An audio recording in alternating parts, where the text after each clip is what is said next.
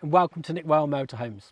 I'm Andy, and today I have the pleasure to show you around this WildAx Solaris XL. So let's start with the basics.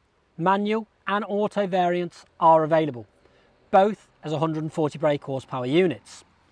There are also different colours available, like it all in the Fiat range. What shade of grey would you like? Weighted at 3,500 kilograms, it can be driven on a standard driver's licence. No need for C1. We have a length of 6.36 metres, a width of 2.05 metres and a height of 2.65 metres. Height is dependent on spec. If you start putting things on the roof, the height of course will increase.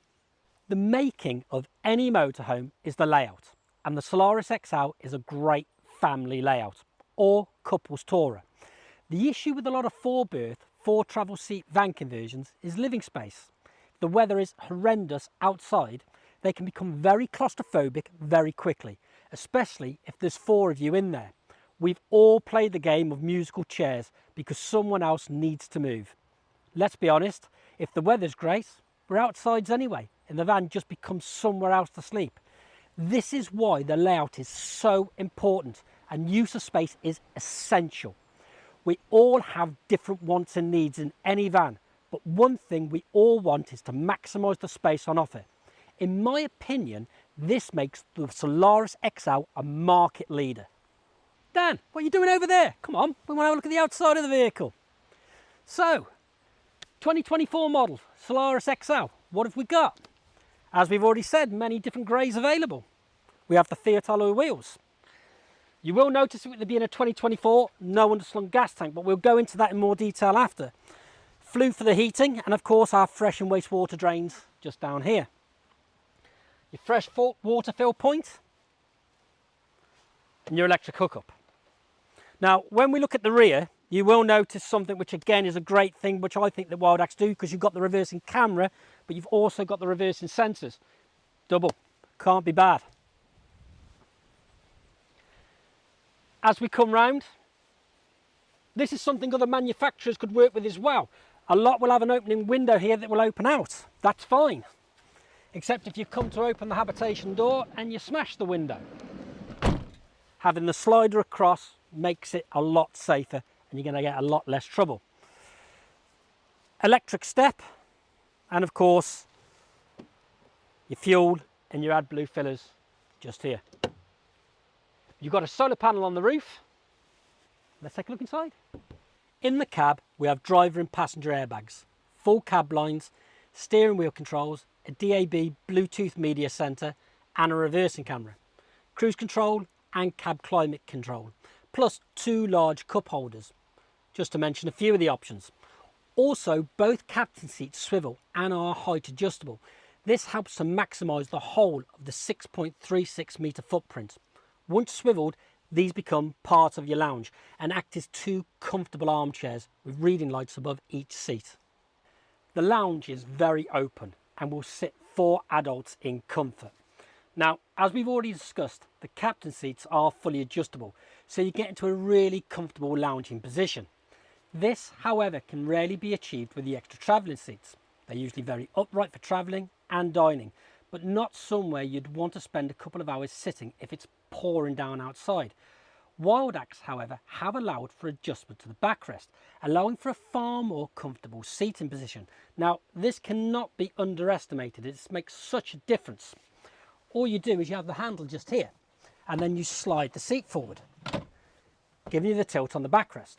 Now, as we can see over here, we've already turned this travelling seat into a settee as well.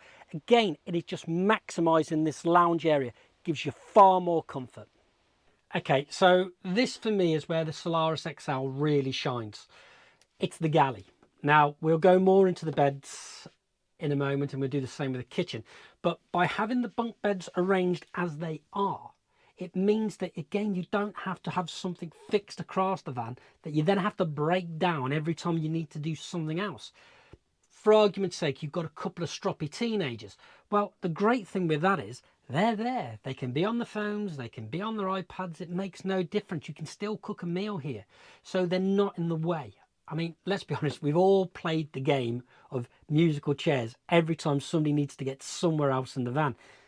You don't have to move if you've got the people in the bed. You can still use your kitchen. You've got your bathroom at the end. If the weather's bad outside, it is just a great use of space.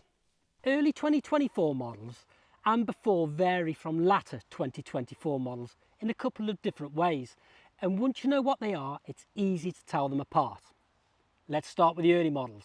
Early models tend to have underslung LPG gas tanks, gas and electric heating systems, three-way fridge freezers, and no solar panel is standard. The latter versions now have room for a gas cylinder, so no underslung gas tank. The heating is diesel and electric, the fridge is an electric compressor version, and solar panels have become standard. You now only need a small gas bottle, as the only reason for gas is cooking.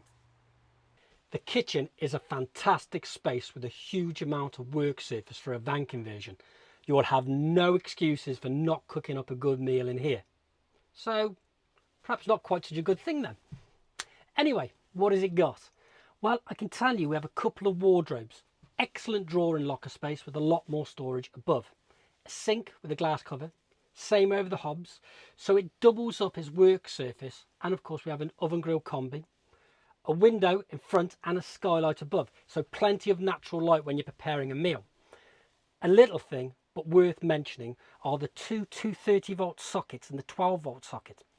They're situated on the far side, away from the counter. Now, this means that it's away from water or anything hot. Other manufacturers take note. On this side, we have another locker, a large compressor fridge, and of course a microwave above. I have to say this is a great thought out use of space. Heating, as we've already discussed, is a gas and diesel system which works from the Truma control panel. These vans are true all year rounders and should be able to handle most of what mainland Europe or the UK can throw at it, unless you encounter something truly horrific. The washroom is situated at the rear of the van and is pretty much what you'd expect. A cassette toilet, toilet roll and towel holders, a wash basin, storage, and a skylight above. What you might not be expecting though is an access door to exit the rear of the van. Again, this is a great idea. Nobody ever wants to think that the worst may happen and you may need another exit, but I know one thing for certain: I'd rather have it and not need it than need it and not have it. It's also great for sliding longer items through the van rather than trying to bend it around the habitation door. Bunks. The front makes up into a double bed by utilising the rear travelling seats. The rear, of course, has the two bunks. Both have their own reading lights and street lights, plus storage cupboards at the end, just down from where your feet will be. The top bunks can be pushed up and locked into position, meaning the bottom bunk can be used as a settee. There's also a locking mesh up there to stop anyone from rolling out, and of course you have a ladder for climbing up to the top bunk. Also, we have these storage lockers below the bottom bunk, so again it's maximising the space all the time. The real beauty of this van conversion though is the fact that it can be driven on a standard driver's licence. There is no need for C1. Also, because it's no different in size to a normal white van man's van, you can take it pretty much anywhere and get to the places that the larger motorhomes may struggle to get to. Now, this layout is great for single tourers, couples, or a family of 4. For a full list of features on this model, please refer to the specification list on our website at nickwail.com, or why not give us a call. We look forward to hearing from you soon.